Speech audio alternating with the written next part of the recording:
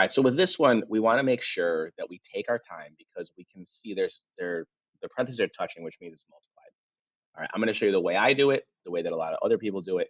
You pick one of these ways and you get really good at it and you make sure that you do it correctly. All right. I need to distribute everything inside of the first parentheses to the second parentheses, which means I need this 5x to multiply by each thing in here. All right, and I need the 1 to also multiply by each thing in here. So I should get 6 things when I'm done, all right, because I've got 6 arrows there.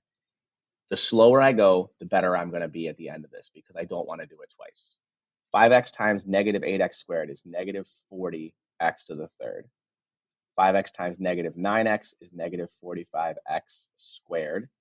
5x times 7 is plus 35x. There's my 3 red ones. Positive 1 times negative 8x squared is minus 8x squared. Positive 1 times negative 9x is negative 9x. Positive 1 times positive 7 is positive 7. You need to make sure that you go slow enough and careful enough there that there's no mistakes here. Because if there's mistakes here, nothing can go right after this. All right. And that means that you're going to lose more and more credit as you go through. All right. But you're already starting out with probably at least half your credit gone. All right. So you go slowly. That step right there should take the majority of your time. Okay. Once I get that, hopefully this last part is pretty straightforward. I just find the like terms and put them together. There's nothing to go with the x to the third, so negative 40x to the third. I have negative 45x squared minus 8x squared, negative 53x squared. Positive 35x minus 9x is going to be positive 26x plus 7. Okay, now again, I'm doing that all in my head because I'm really good at doing math in my head because I do it all day, every day. All right, you should use a calculator for every single one of those things, if only to check it. All right, and I guarantee you're going to go through these videos and you're going to see me make at least one mistake. All right, and not on purpose. All right, because I do everything in my head and sometimes I make mistakes. All right, so now this is the way that a lot of other people do this. I don't like it just because it's extra writing and I don't like extra writing. All right, I'm just extra careful with my distributions, drawing my arrows and stuff in there to show what I'm doing. All right, but this, for a person who doesn't spatially organize things the way that I do in my head, may be a better option. All right, so what am I doing? I'm going to take the first parenthesis, and it doesn't matter if you write this in the top or the bottom. And I'm going to put the terms down the side. And I'm going to take the second parenthesis, and I'm going to put the terms across the top. Now, I would put all the signs with everything. I think that when other people do it, if it's positive, they don't put a sign with it. All right. Again, I don't like shortcuts that don't make sense perfectly mathematically. So I would put the plus signs with everything that it goes with and the minus signs just so I'm safe. The minus signs are going to matter. And then in each box, you multiply the two things together that touch that box.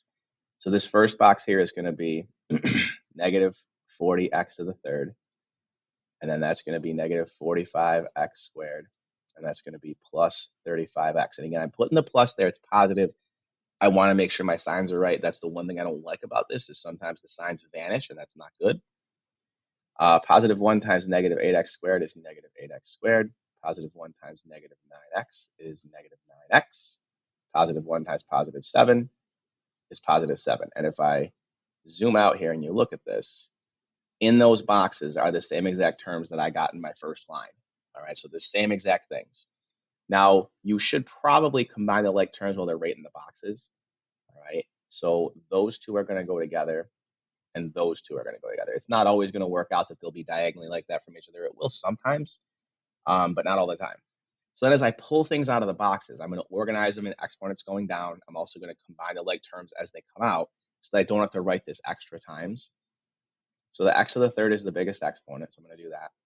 Negative 45x squared minus 8x squared is negative 53x squared. Positive 35 minus 9 is positive 26x, and then plus 7. So it's the exact same answer. All right, I feel the reason, again, use the box method if that helps you organize and that works great for you, use it. All right, I don't personally use it just because it's extra writing, and I don't feel that I need the box method. All right, that's why I don't use it. But if you look at what I'm doing with those arrows and it's just not organized enough for you, then use the box thing. All right, and I'm not telling you shouldn't use it. I'm just telling you that I personally don't use it. And just because I don't do it doesn't mean that you shouldn't use that method. I organize things differently inside of my head than other people do. All right.